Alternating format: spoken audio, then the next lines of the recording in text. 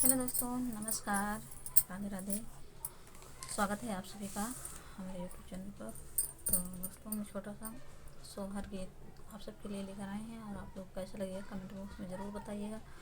Video अच्छा लगे तो वीडियो को लाइक कर दीजिएगा, चैनल को ज़रूर सब्सक्राइब कर लीजिएगा आप लोग। रामा जी सोमई फूल से जिया तो सीता जी जगामई तो सीता जी जगामई ओ स्वामी भैया के भाई लाला नामा जनकपुर जाबई जनकपुर जाबई ओ स्वामी भैया के भाई है लाला नामा जनकपुर जाबई जनकपुर जाबई हो।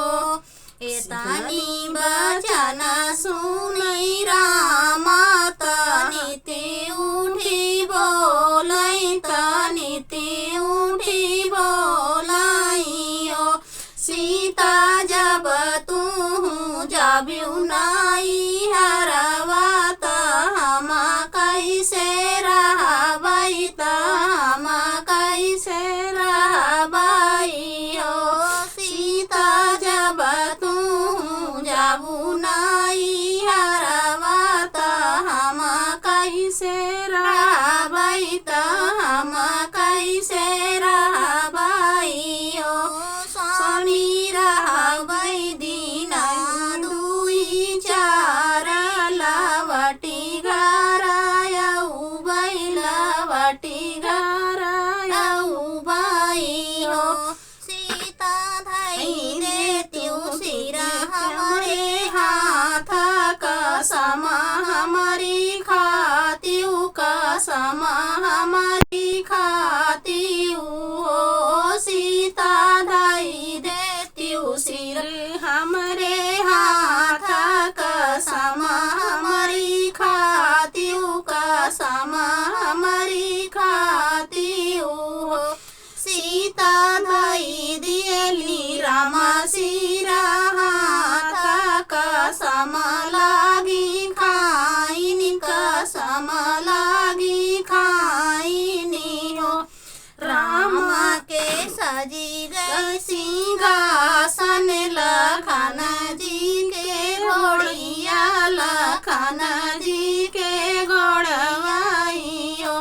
रामा सीता के सजे गए पालकिया दीनहु जाने चालै तीनहु जाने चालेनी हो रामा जी उतरई बगिया लखन फूला बगिया लखन फूला बगिया हो रामा सीता जी उतरई दुआरिया बिहसी भैया बेटाई बिहसी भैया बेटाई हो